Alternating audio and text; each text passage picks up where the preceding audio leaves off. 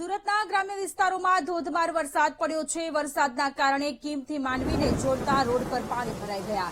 તડકેશ્વર ગામે state highway પર પાણી ભરાતા વાહન વ્યવહારને અસર પડી। રસ્તો પાણીમાં ગરકાવ થતા વાહન ચાલકોને હાલાકી પડી રહી છે। તો સુરતમાં છેલ્લા એક અઠવાડિયાથી અવિરત વરસાદ પડી રહ્યો છે, ત્યારે ગ્રામ્ય પંથકના આ દ્રશ્યો છે। સ્ટેટ હાઈવે પાણીમાં ગરકાવ થયો છે, ત્યારે વાહન ચાલકો ઘણી બધી મુશ્કેલીનો સામનો કરી રહ્યા છે। સુરતના ગ્રામ્ય વિસ્તારોમાં સાંભળેલાધાર વરસાદ પડી રહ્યો છે। 15 દિવસથી સુરતની આ સ્થિતિ જોવા મળી રહી છે। દક્ષિણ ગુજરાતમાં રેડ એલર્ટની સાથે હવામાન વિભાગ દ્વારા વરસાદની આગાહી કરવામાં આવી હતી કે માંડવી સ્ટેટ હાઈવે પર વાહન વ્યવહારને મોટા પાયે અસર પહોંચી રહી છે। વરસાદના કારણે કીમથી માંડવીને જોડતા રોડ પર વરસાદી પાણી ભરાઈ ગયા છે।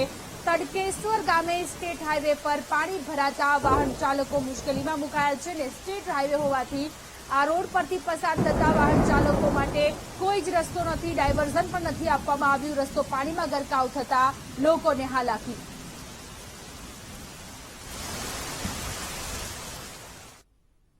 તો સુરત જિલ્લામાં ધોધમાર વરસાદ પડ્યો છે। ભારે વરસાદથી જિલ્લાની ખાડીઓમાં ઘોડાપૂરની સ્થિતિ અત્યારે જોવા મળી રહી છે। ખાડીઓ બે કાંઠે વહેતા કાંઠા વિસ્તારોને એલર્ટ કરવામાં આવ્યા છે।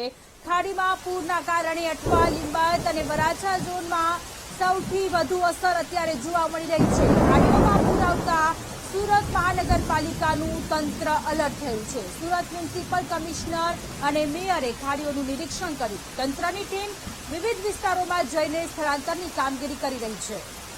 સ્થળાંતરિતો માટે shelter home, food packet, medical સહિતની સુવિધાઓ ઊભી કરવામાં આવી છે। વૃક્ષ ધરાશાયી થાય તેને હટાવવા તંત્રની ટીમ 24 કલાક કાર્યરત છે।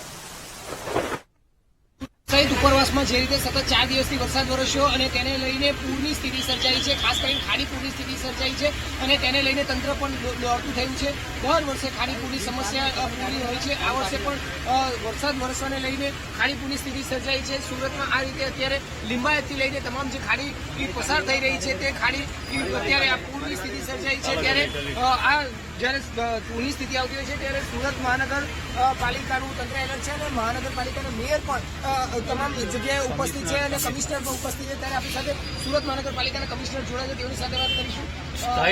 તમે જણાવશો જે રીતે અત્યારે પૂરની સ્થિતિ સર્જાઈ છે, કઈ રીતની સ્થિતિ છે અને કઈ રીતનું અત્યારે સુરત શહેરમાં છેલ્લા 3-4 દિવસથી સતત વરસાદ પડી રહ્યો છે। સાથે સાથે સુરત શહેરના જે ઉપરવાસવાળા એરિયા છે ત્યાં પણ સતત વરસાદ પડી રહ્યો છે અને એ બધું પાણી એમાંથી ઘણું બધું પાણી ખાડીમાં આવે છે અને એમના સિવાય જો સમુદ્ર છે એમનું પણ પાણીની ભરતીનું અસર સુરત શહેરમાં થાય છે। પણ સુરત મહાનગરપાલિકા તરફથી સતત આ તમામ પાસાઓને ધ્યાને લઈને વિવિધ વિભાગો સાથે સંકલન કરવામાં આવી રહ્યું છે, જેવા કે ઇરિગેશન વિભાગ, Ukai dam, collector office, police commissioner office, Torrent, DGVCL અને મહાનગરપાલિકાનું કંટ્રોલ રૂમ 24 hours 3 દિવસથી કાર્યરત થઈ રહ્યું છે।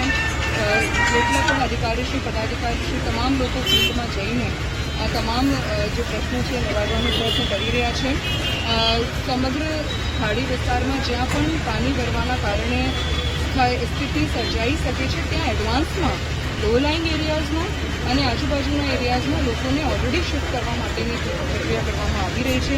એમના માટે શેલ્ટર હોમ્સ, ફૂડ પેકેટ્સ, પાણીની વ્યવસ્થા, મેડિકલ ટ્રીટમેન્ટ્સની વ્યવસ્થા કરવામાં આવી છે।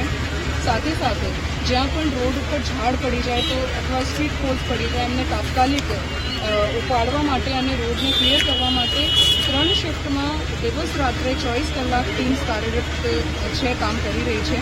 અને એમના સિવાય જે પણ લોકોને માહિતી આપવાનું છે એમના માટેની ફાયરની ટીમ્સ, પ્રચાર પ્રસારની ટીમ્સ, બધી જ ટીમ્સ સતત રાત દિવસ કામ કરી રહી છે। બિલકુલ મેમ, પણ જે વિસ્તારોમાં પૂરની સ્થિતિ સર્જાઈ છે સૌથી વધારે પ્રભાવિત કયા હોય છે? કારણ કે ખૂબ જ ભયંકર સ્થિતિમાં અત્યારે આખું ખાડીપૂર્ણ જોવા મળી રહ્યું છે। કઈ રીતે સ્થિતિ ક્યાં થાય છે અત્યારે?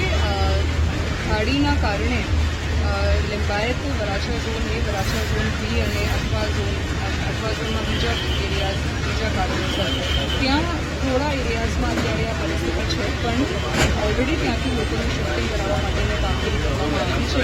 183 જેટલા લોકોને શિફ્ટ કરવામાં આવ્યા છે શેલ્ટર હોમ્સમાં અને આજની પરિસ્થિતિને ધ્યાને લઈને ઓર આ બાબતે કામગીરી કરવામાં આવશે। મેમ, કઈ રીતની સાધન સુવિધાઓ સાથે રેસ્ક્યુ કરાઈ રહ્યા છે અને ખાસ કેવા લોકો પર વધુ ધ્યાન આપવામાં આવે છે? લો લાઇન એરિયાઝ છે એમનું મેપિંગ ઓલરેડી કરી દેવામાં આવ્યું છે, એટલે લો લાઇન એરિયાઝમાં જ્યાં પાણી ભરાઈ શકે છે ત્યાં શિફ્ટિંગ કરાવવા માટેની કામગીરી કરવામાં આવી રહી છે. બોટની ટીમ્સ, ફાયરની ટીમ્સ, રેસ્ક્યુ ટીમ્સ આ તમામ 24 hours કામ કરી રહી છે. રાત્રે પણ તમામ સિચ્યુએશન ઉપર કન્ટિન્યુઅસલી છેલ્લા 3 દિવસથી રાત્રે પણ બધું જ મોનિટરિંગ કરવામાં આવી રહ્યું છે, એટલે લોકોને કોઈ પણ પ્રકારથી પેનિક થવાની જરૂરત નથી. સતત આપના માધ્યમથી એટલું અપીલ કરું છું કે સાવધાની અને સાવચેતી રાખે. ખાસ કરીને પ્રેગ્નન્ટ વુમેન, બાળકો, સિનિયર સિટીઝન એ લોકો અવરજવર ના કરે અને ખાડી કિનારાના આજુબાજુમાં અથવા તો તાપી રિવરના આજુબાજુમાં ફ્લો વધારે હોવાના કારણે ત્યાં લોકો અવરજવર ના કરે એ માટેની અપીલ આપણા માધ્યમથી કરું છું. મેમ, ખાલી દર વર્ષે ખાલી પૂર આવે છે, આ વખતે ખાલી પૂર નહીં આવશે તે રીતે અત્યારે વાતચીત કરાઈ હતી અને તેને લઈને અત્યારે આ વખતે પણ આવી છે. તમે પણ આ જગ્યાએ નિરીક્ષણ કર્યું છે, આનું નિરાકરણ કાયમી નથી.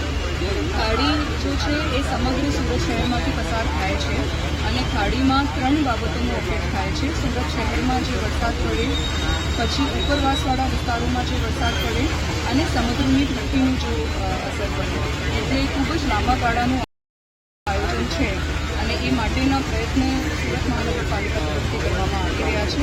લાંબા ગાળાના આયોજન બાબતે પણ સુરત મહાનગરપાલિકા તરફથી કામગીરી કરવામાં આવી રહી છે. બિલકુલ, આ જે રીતે અત્યારે સુરતમાં ખાડીપૂરની સ્થિતિ સર્જાઈ છે અને તેને લઈને સુરતનું તંત્ર પણ એલર્ટ થયું છે. લોકોને રેસ્ક્યુ કરાઈ રહ્યા છે. ખાસ કરીને સરથાણાથી લઈને લીંબાયત સુધીના જેટલા પણ ખાડી વિસ્તારો છે ત્યાં આ લો લાઇન વિસ્તારો અત્યારે ઇફેક્ટેડ થયા છે, અસરગ્રસ્ત થયા છે અને તે તમામ જગ્યાઓ પર સુરત મહાનગરપાલિકાની ટીમ મોનિટરિંગ કરીને લોકોનું સ્થળાંતર કરવાથી લઈને રેસ્ક્યુ પણ કરી રહી છે. કેમેરામેન સરજુ પારેખ સાથે ધ્રુવ સોમપુરા, વીટીવી ન્યૂઝ, સુરત.